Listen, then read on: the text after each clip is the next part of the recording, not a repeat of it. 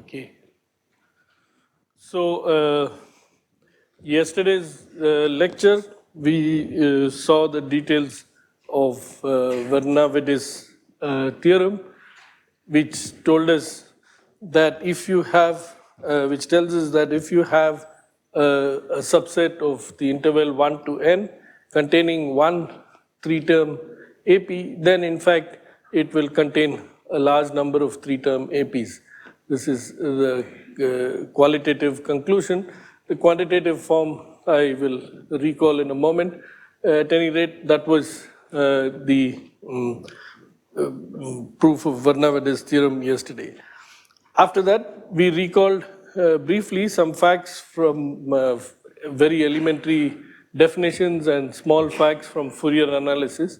So I will write them down here because we use them today. And as I said, from here on, the proof will use these facts from Fourier analysis and then at the end combine with Varnaved's theorem to give Roth's theorem in the slightly weaker form that I wrote, namely that limit of Rn by n is 0. Okay, so that is our plan. Let us see how we can go about this. So first, let me recall the Fourier facts. So recall of the Fourier facts.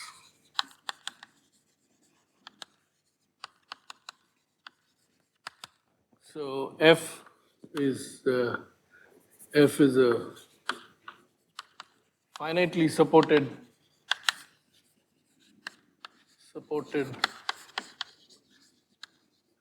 function on Z.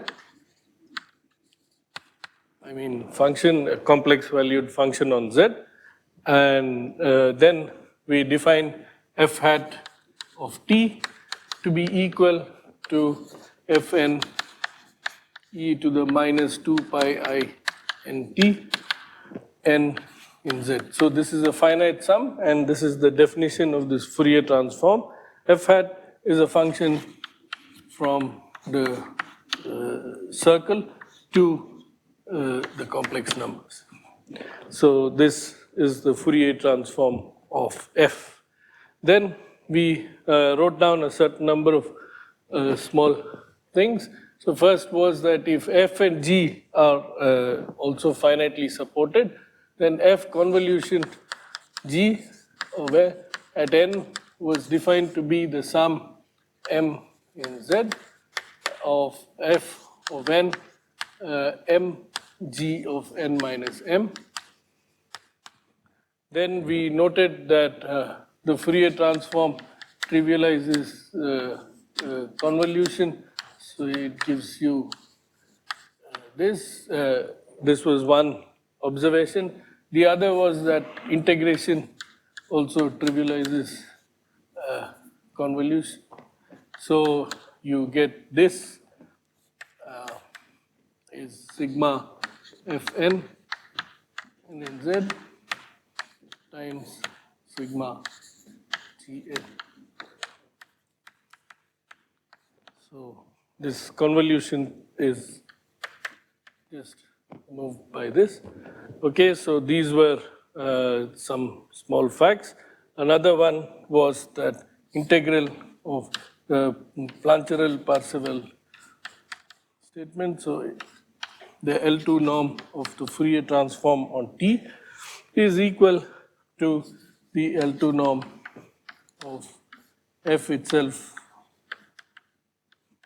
on Z. Of course, the L2 norm will involve square roots on both sides, but I just write it like this. This was another observation. And finally, we made the small remark that if F n is greater than or equal to 0 for all n in Z, then the L infinity norm of the Fourier transform, which is equal to the supremum over T in T of absolute value f at T, is the same as the L1 norm of F, which is equal to sigma Fn n in Z. Of course, in this case, F is positive, so this is just Fn, and you check that this equality holds. Okay? So these small facts were observed yesterday. Now we turn to Roth's theorem itself. So now we go to Roth's theorem. So we have the definitions that we wrote down in the last couple of lectures. So firstly, so when A is a subset of, say, Z, T of A is the number of non-trivial three-term arithmetic progressions, x, y, z, x, y, z in A cube, and x, y, z distinct. So it's the non-trivial three-term APs in A. Then we also had a definition lambda A, more generally lambda of F for any finitely supported function to be the count for the number of three-term APs, so f of x, f of y, f of z, x plus z equal 2y. This was so x, y, z in z. So where f is finitely supported.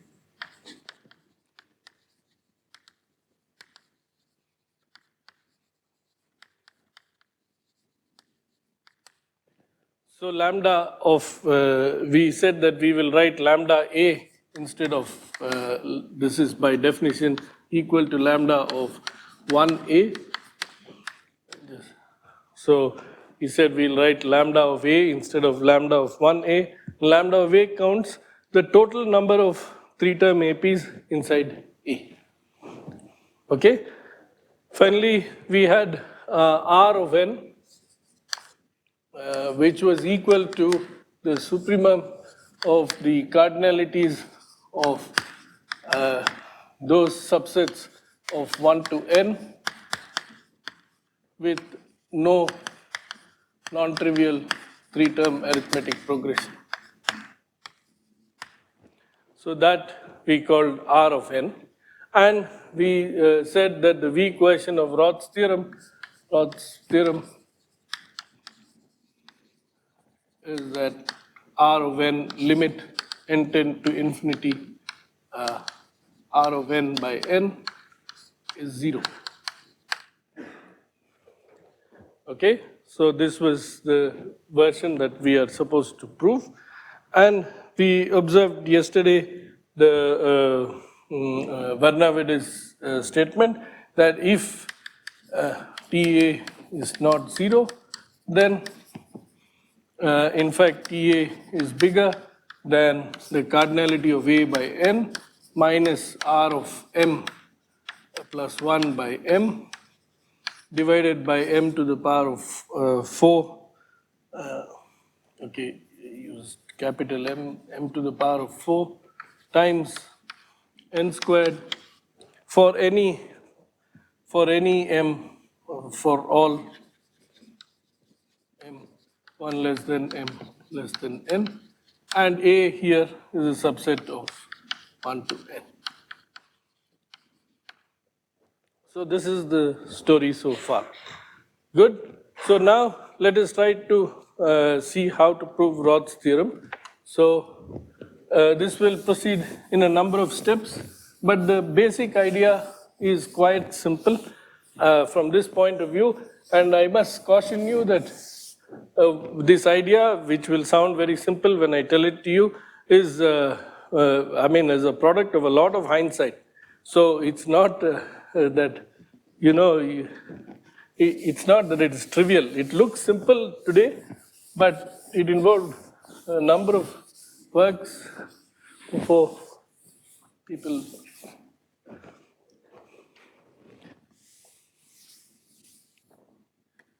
Okay, so proof of Roth's theorem, we will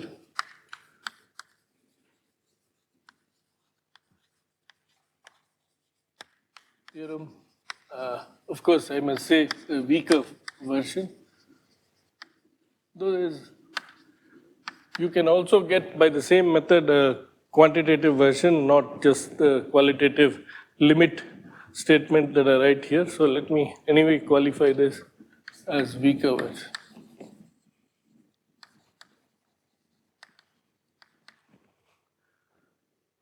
So let n be a sufficiently large integer, so which we let n be a sufficiently large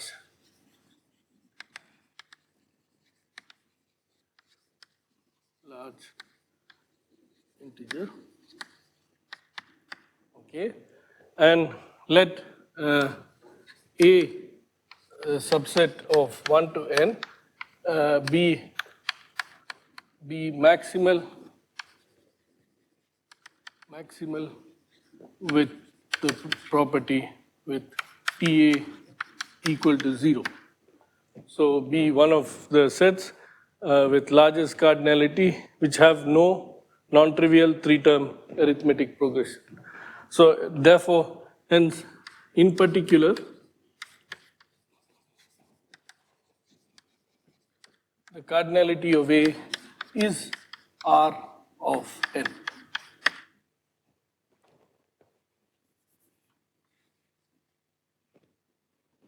Okay, because R of n by definition is the cardinality of these maximal fellows. Okay, now how does one, so what is lambda of A? Now from now on I just give you first an outline and then we'll go into the details. So let me say here, this will be slightly imprecise. So here on it's an outline, I'll just call it 3.1 is an outline or a rough idea of the proof. So what is lambda of A? Lambda of A is the total number of arithmetic progressions, and A has no non-trivial ones. So it's only the trivial progressions, and that is cardinality of A. Okay. Now the idea is to come up with a set B or S. Let me call it S. So we will find set S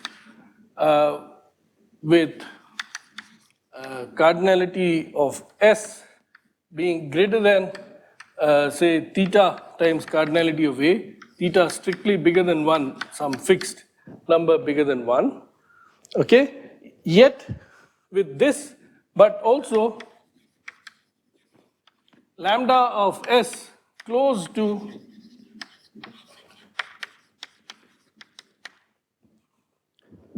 okay, so it has it may not only have trivial arithmetic progressions, because once its cardinality crosses that of cardinality A, which is Rn, it will have non-trivial arithmetic progressions, but S is such that it doesn't have too many of them. Okay, but to S, one might apply Werner-Vedde's theorem because T of S is not 0. Okay. Once S has a cardinality greater than cardinality of A, since cardinality of A is Rn, S has to have non-trivial arithmetic progression, three-term arithmetic progression. But we'll choose S in such a way that doesn't have too many of them. Okay. On the other hand, Werner-Vedde's theorem is applicable to S because T of S is not 0. And therefore you will get cardinality of T of A is bigger than cardinality of S by n. Okay, so if you use Werner-Vedde's theorem, is close to, so here this is close to A. Pardon? Yeah, so I'll just specify that. Of course, S should be inside 1 to n.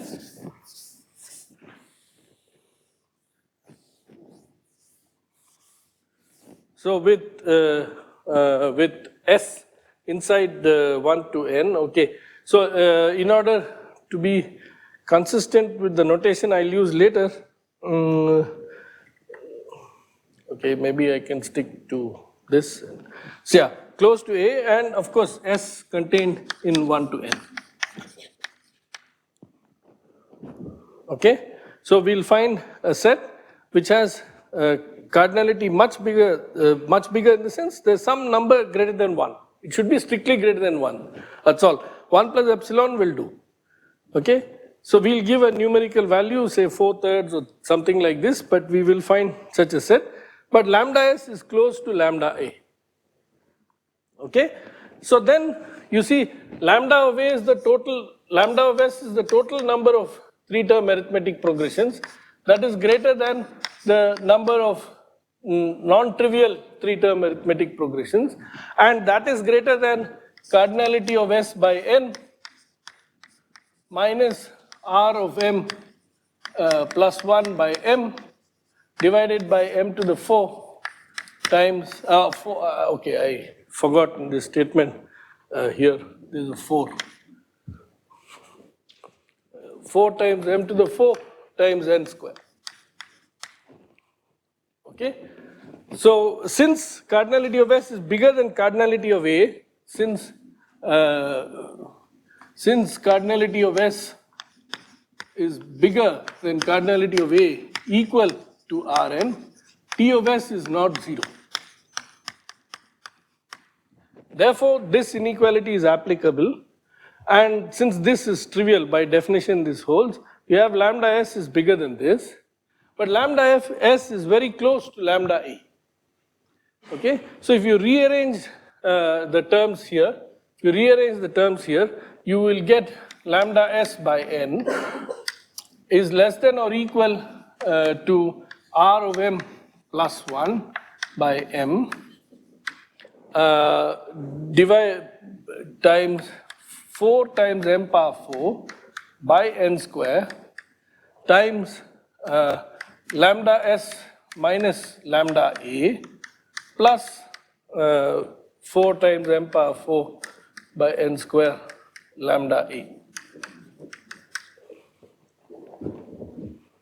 Okay, if you rearrange the terms, this extra term I have added and subtracted, then you will get lambda s times this, which is what you will get when you multiply here, and then you get Rm plus 1 and so on.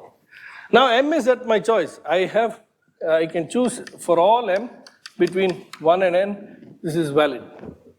Okay, I'll choose my m sufficiently small. M is chosen small enough relative to n, but m tending to infinity with n. Okay, but small enough so that this thing is small here. Now lambda a here is order n, so n cancel, you get 4 m power 4 by n, and we choose m such that 4 m power 4 is still smaller than n in order, I mean as n goes to infinity asymptotically. Okay, and this is close enough, so we'll choose m such that m times 4 m power 4 times whatever this close enough is still smaller than n square. Okay, now therefore the idea is that you choose your parameters such that this whole quantity goes to 0 as n goes to infinity. Then you're left with this. As I said, m goes to infinity with n. So the limit, if you pass to the limit as n goes to infinity, the limit will give you here. You will this will reduce to limit n tending to infinity. If you let n tend to infinity, since m also tends to infinity, you will get here Rm by m. Whereas here, this cardinality of s is greater than theta times cardinality of a, and cardinality of a is r of n. So you're going to get here theta of r of n by n, and this goes to the same limit as this one. but theta is strictly bigger than 1. So you get theta times some number is less than that number, and theta is strictly bigger than 1. That leaves only one possibility, that number is 0. Okay?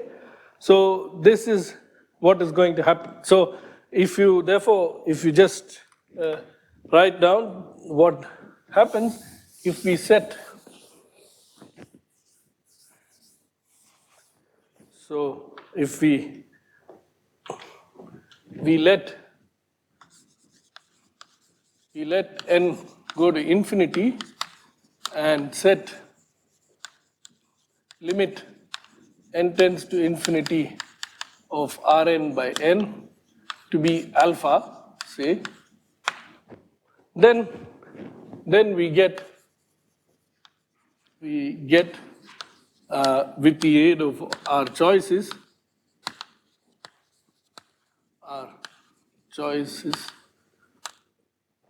that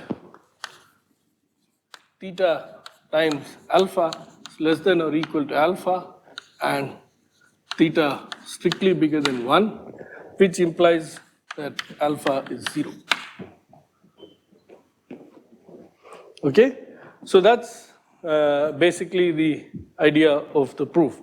You have this choice of m which you choose such that all of these quantities go to 0. Of course, you must make your S and A have the lambdas close enough so that this adjusts, and then you are able to carry through this argument. So if you want to summarize in one line, it says that you find an S which is larger than A in cardinality by a factor, nevertheless has the same number of, roughly the same number of 3-term arithmetic progressions. But since S is larger than A, it must have non-trivial arithmetic progressions. But Varnavedis would say it must have many non-trivial arithmetic progressions. That contradicts the fact that it has only as many arithmetic progressions roughly as A itself, which is assumed to be small. So you're just pushing these two things, Varnavedis on one side and your assumption that S is close to A in the lambda. The lambda of S is close to lambda of A. So you will take it to be slightly less than that actually. Yeah, you could take. In fact, what you'll take will be smaller than that also. Yeah, you have to first, you will in fact take it much smaller than that also. So it will be just something like log n, some power of log n sort of thing. That would do, okay? And that's how the argument proceeds. Right, so this is the plan. One has to, of course, execute this. This will be done in a number of steps, and I will make it seem a little more than what is really necessary for this, because I'm just going to copy the exact same strategy to prove Green's theorem as well. Okay? Okay, the strategy is not mine first, declaration. It's all there in the literature, so I'm just going to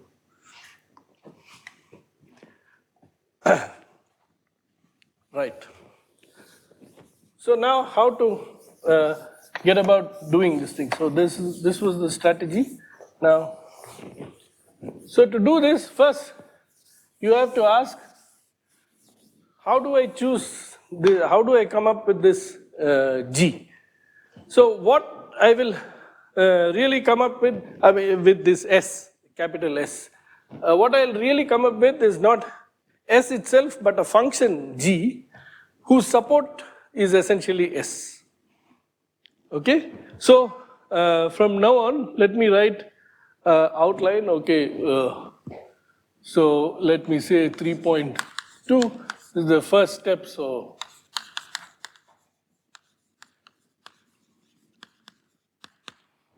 okay, so we will henceafter write.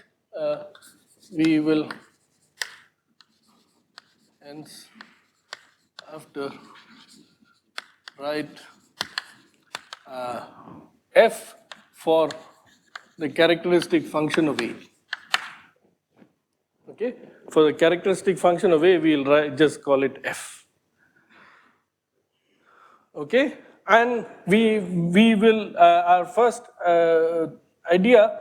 So we will obtain, we wish to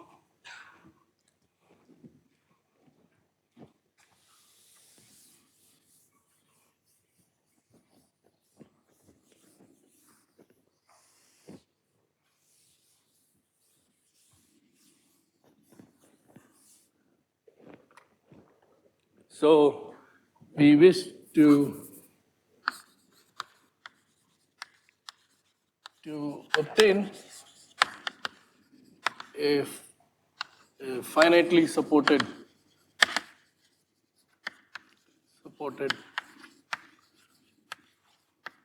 function G in Z to C such that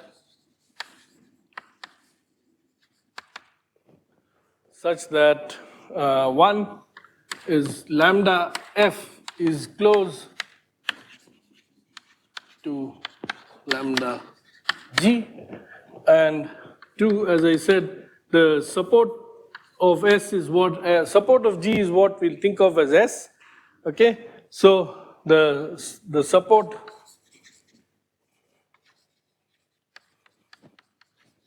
S of G satisfies S is bigger than theta times for some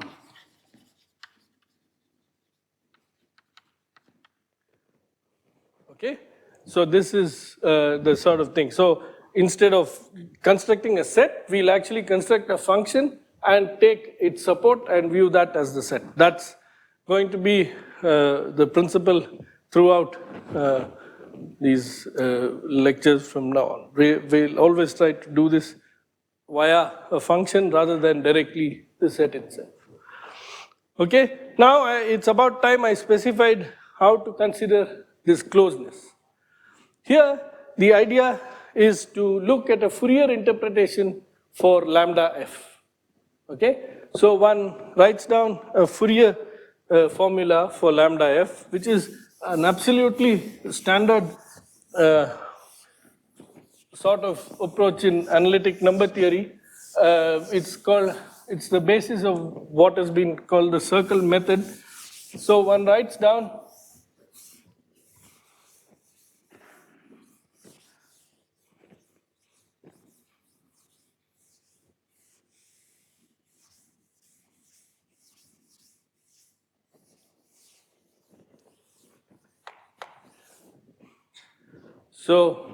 Fourier formula for,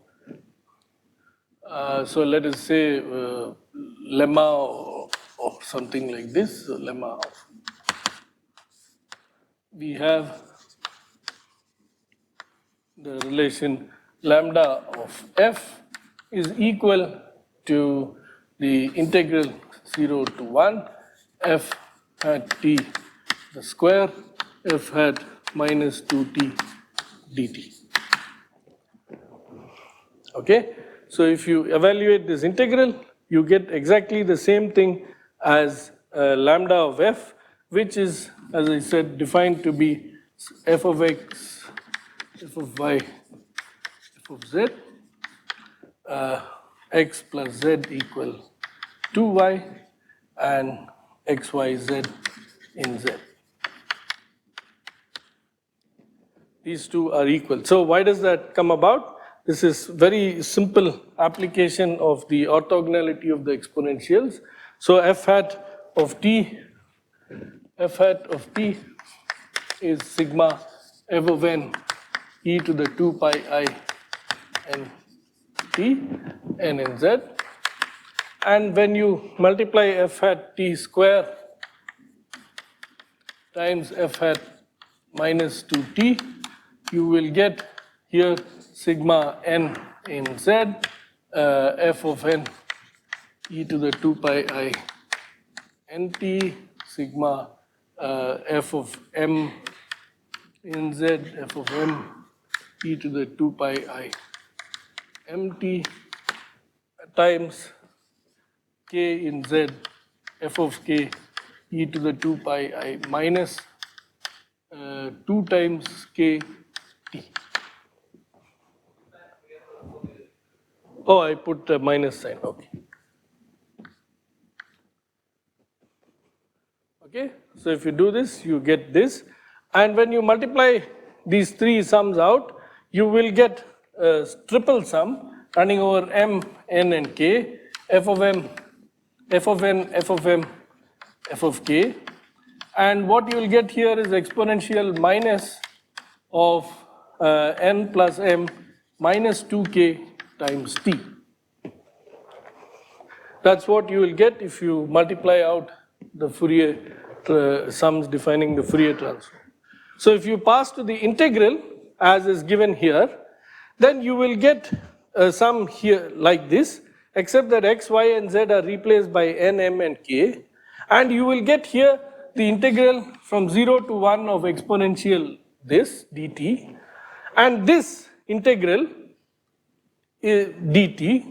So maybe I should just use here a different color.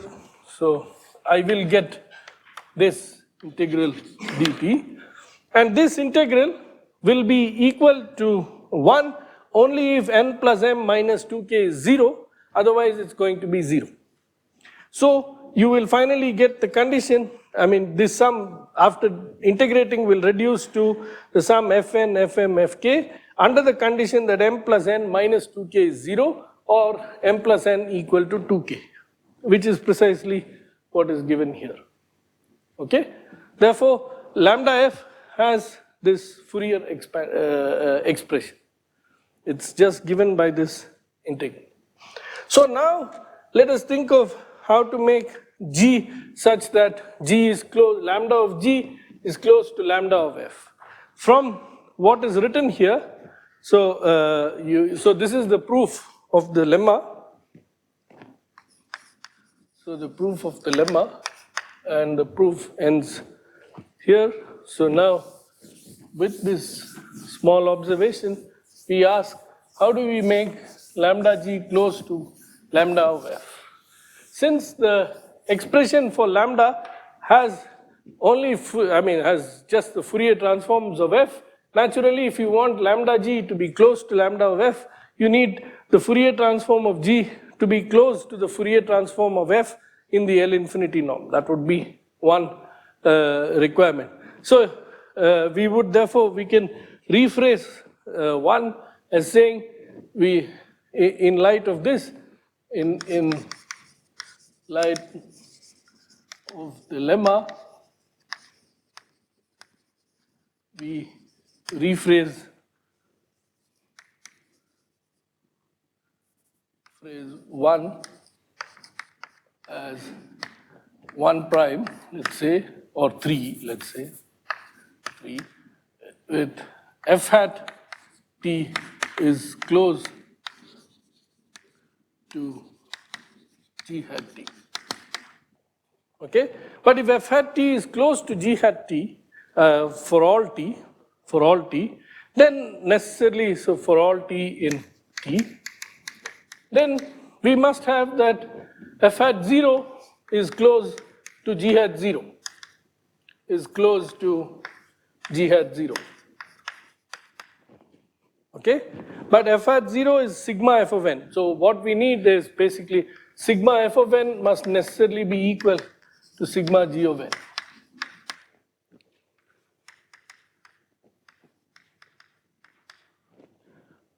Okay? On the other hand, okay, and I must say I need actually a function which is positive. So finitely supported function from z to c, but in fact you should change this very carefully. It should be r plus. That is, the real number is greater than or equal to 0. Okay? I need a positive function in the things. So now observe, I need sigma f of n equals sigma g of n, yet I require that the support of g is bigger than the support of f by a proportion, some theta times the support. But their sums are the same. Okay? This will happen if g is smaller than f. F is a characteristic function, so you will require that g must take values strictly less than 1. And since it's finitely supported, that means that G will be always, say, is there a finite number of values, each of them is strictly less than 1, so the maximum is strictly less than 1, and then you will be able to conclude that the support of G is bigger by that fraction than the support of F, which is A. Okay? You see that because I need F hat close to G hat, F hat 0 must be close to G hat 0, so I can't avoid this condition. Nevertheless, I want the support of G to be bigger than the support of A, and that can happen only if G takes values less than 1, strictly less than 1. Okay? So now the question is, how do I construct a function which takes values strictly less than 1, nevertheless satisfies this condition, and also the bigger condition that F hat is close to G hat? Now when you want to approximate, construct an approximate in the Fourier sense, one of the simplest ideas is to convolve your function F with another function and take that as the approximant. So a natural choice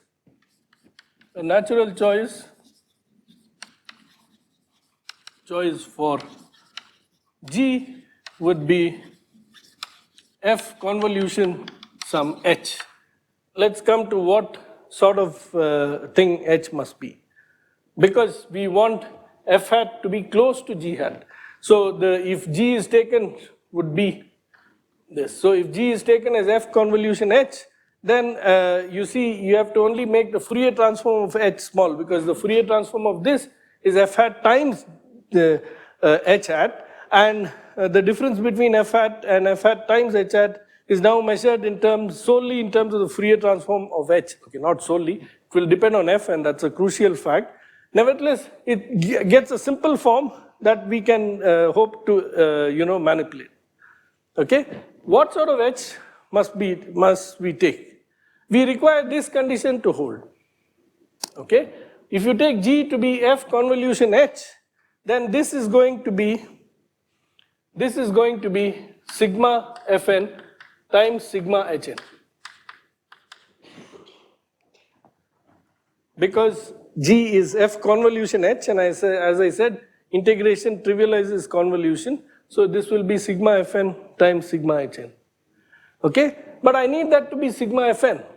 So I must take H such that sigma Hn is 1. Now what sort of a function will have average 1? The simplest function one can think of whose sum, so we will need here, so let me probably continue to write just here.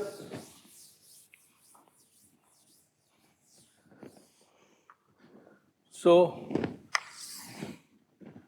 we will need sigma Hn to be equal to 1. So what sort of a function can you think of for which sigma Hn is 1?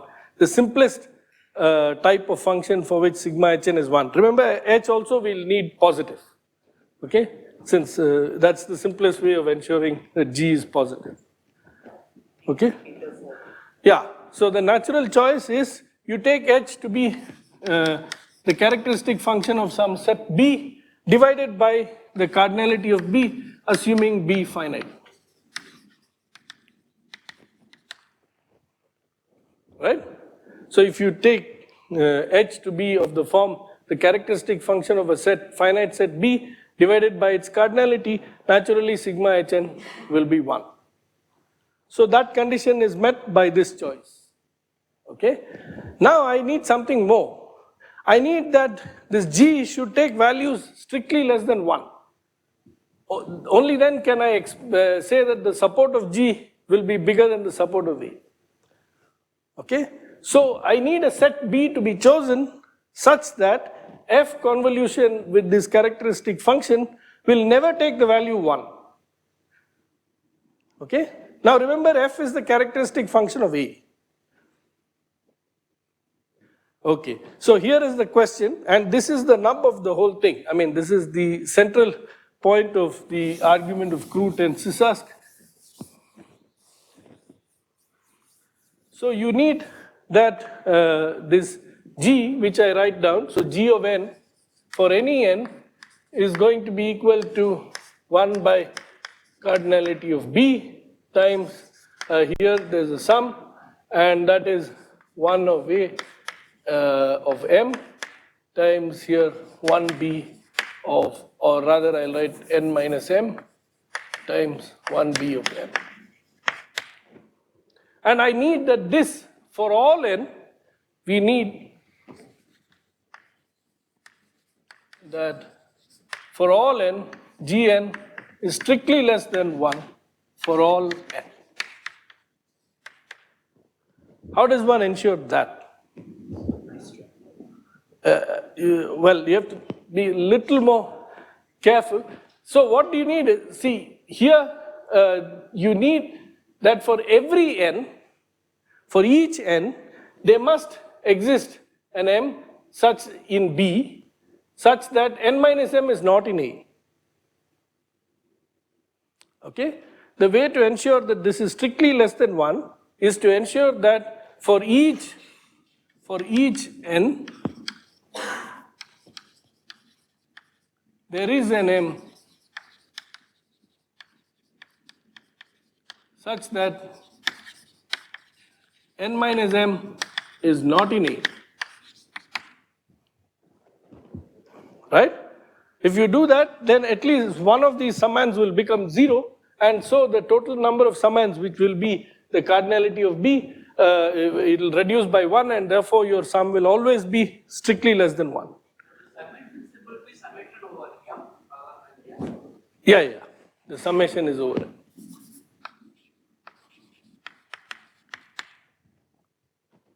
Okay? Now, what is the meaning of this condition? That for each N, there is an M in B such that N minus M is not in A. It simply means that no translate of B is contained in A. Okay?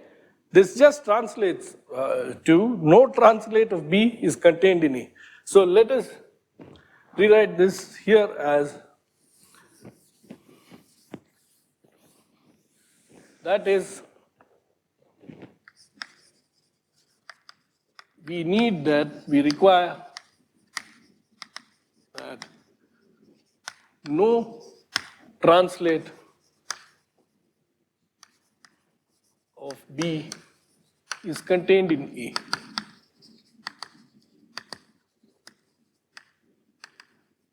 No translate by any integer, okay, is contained in A.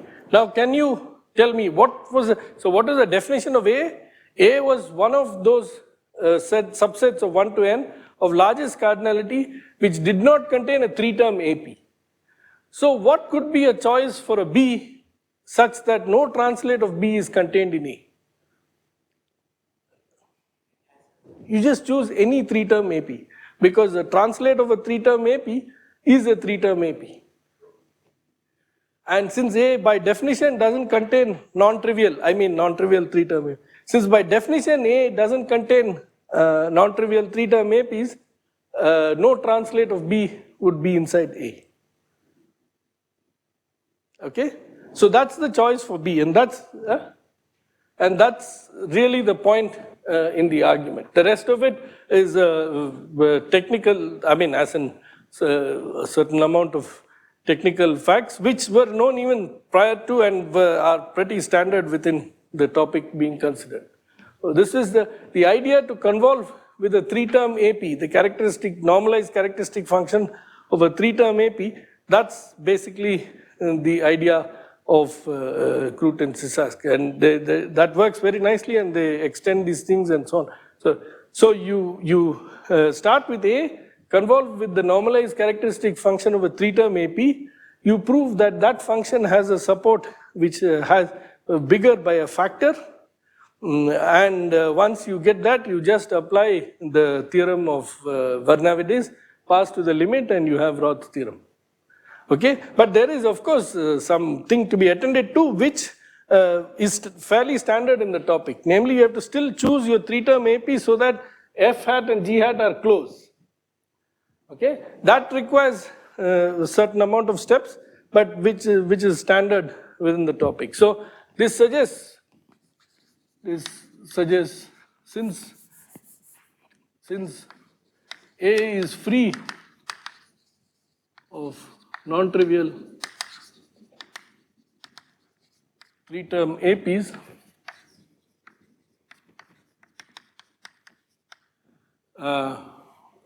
the choice we may choose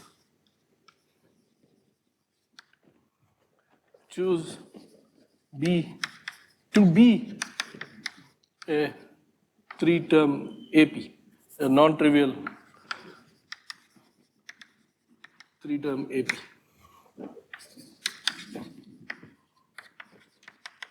Namely, so we choose B to be equal to, so let me now begin right from here. We will choose B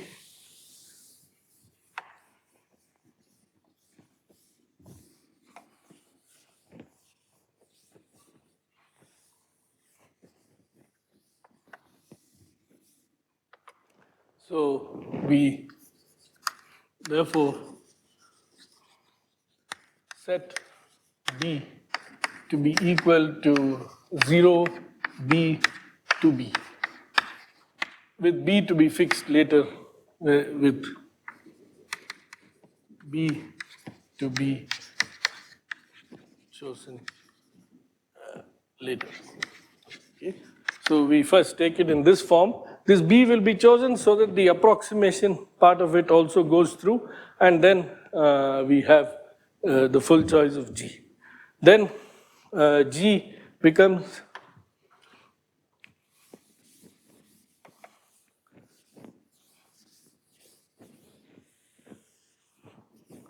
then G is taken as the characteristic function of B, sorry, 1B times the characteristic function, the cardinality of B, which is actually 1/3. Okay, because there are 3 elements in B. And now what will, I'm sorry, this should be H, and G should be F convolution H. And now what is an upper bound for G? G of n will be equal to here the sum 1/3 summation f of n plus f of n minus b plus f of n minus 2b. Okay, there's no summation anymore, it's just this. This is what the convolution will come to. And now the question is, how big is Gn? Well, Gn has to be less than or equal to 2/3, because all of these 3 cannot be 1 at the same time. Because if all 3 are 1 at the same time, since f is the characteristic function of A, it will mean that n minus b and n minus 2b are contained in A, and A is free of 3-term APs. So this is always less than or equal to 2. Okay? And when it's not 0, it's always greater than or equal to 1 on the support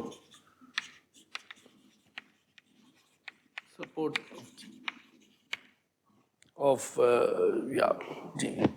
So if G is not 0, then it's at least 1/3 and at most 2/3. Okay? So therefore we have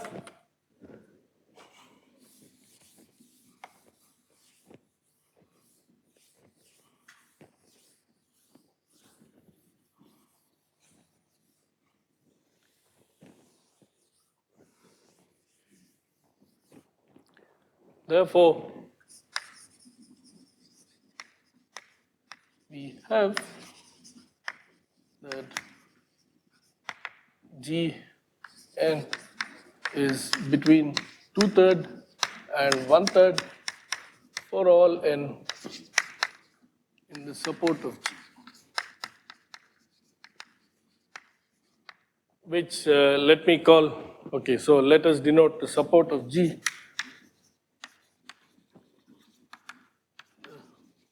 Support of G by, say, Is it possible to come up with an alphabet that I have not used? Let's see, S, no, T, A, Z, U, V, W, I don't know. Let's say, I'll just call it T for the want of, okay?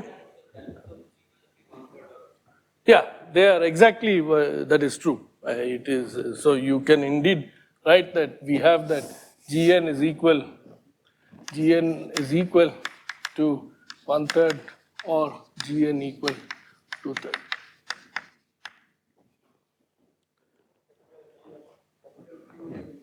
Capital T we have used, yeah, I will use S shortly, so anyway. Okay, let me call it capital G. The organizer of the program asked me to call it capital G.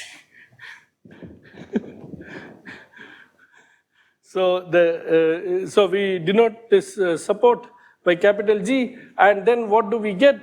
Cardinality of capital G times 2 by 3 is greater than sigma Gn, n in Z, and this sigma Gn is equal to sigma Fn.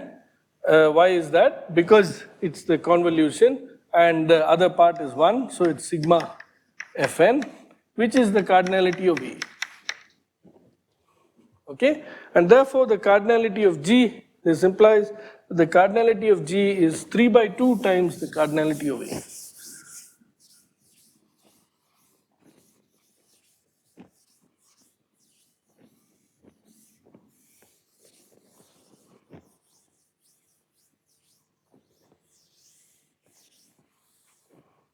So the cardinality, hence cardinality of G is greater than or equal to 3 by 2 times the cardinality of A.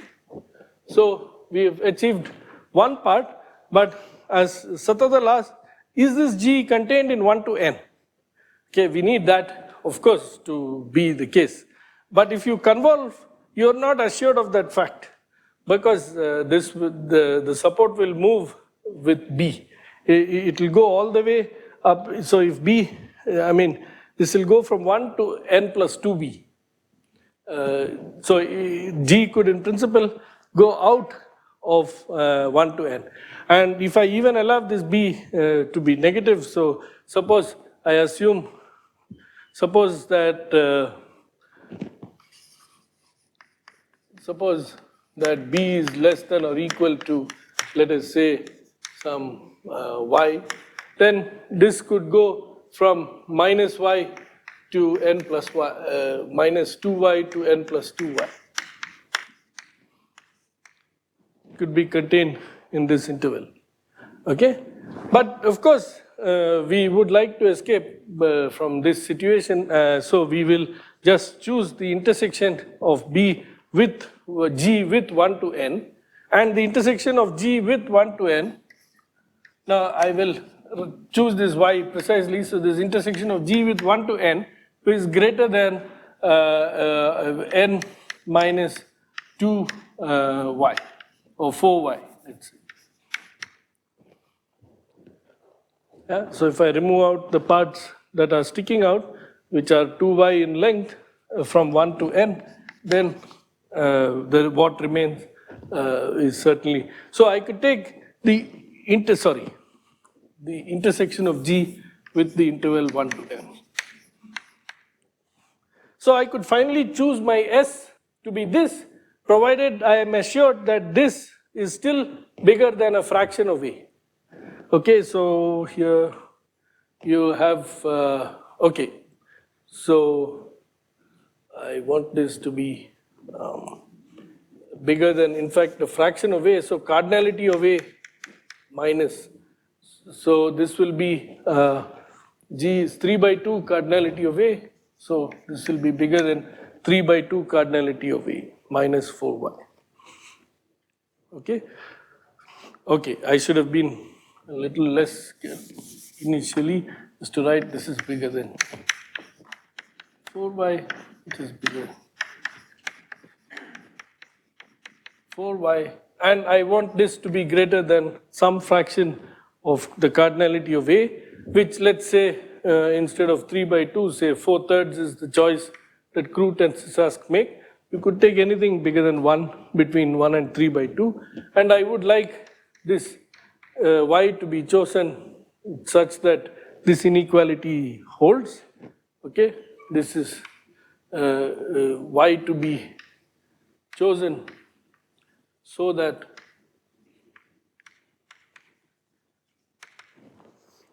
okay. So what is to be done is I need to choose a b, okay, such that b is small enough. B is small enough. Instead of y, let me just call it epsilon times n. Okay, let me call it epsilon times n, and epsilon is to be fixed.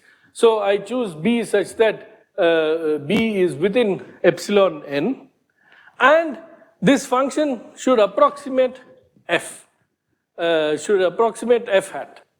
So that's one choice that is to be made, namely that b should not be too big in order that g has a sufficiently large intersection with 1 to n. Okay? And the second thing is you need, after all, the function g to approximate its Fourier transform to approximate f. So let us look at what condition that will impose.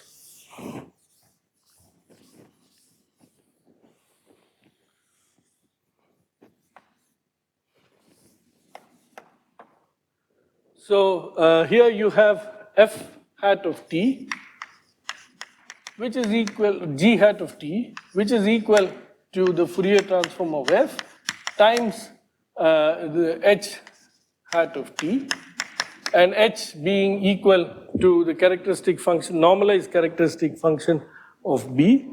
Okay, so now g hat minus t minus f hat t, the absolute value of this is the absolute value of f hat into 1 minus h hat t. Okay, and now let me write down what f hat is. So this is f hat 1 minus 1 by 3 times here 1 plus exponential 2 pi I bt, the minus sign exponential 4 pi I bt. Okay, so here and this absolute value, right? And that further goes to f hat t, and here after you get a 1/3, if you like, and then you get absolute value of 1 minus e to the minus 2 pi I bt plus 1 minus e to the 4 pi I bt. This is what you get. Okay? Now, f hat is the characteristic function of A, and f hat is the Fourier transform of the characteristic function of A, and we know that f hat is therefore less than or equal. In fact, we know the L infinity norm, we know that f hat t is certainly less than or equal to n,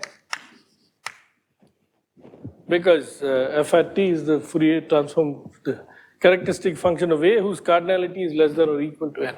So we know that f hat t is less than or equal to n, right?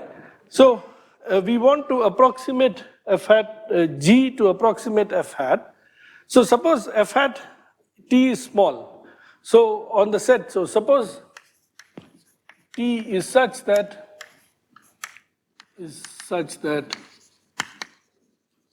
f hat t is less than, say, some eta times n. Suppose t is such that this is the case.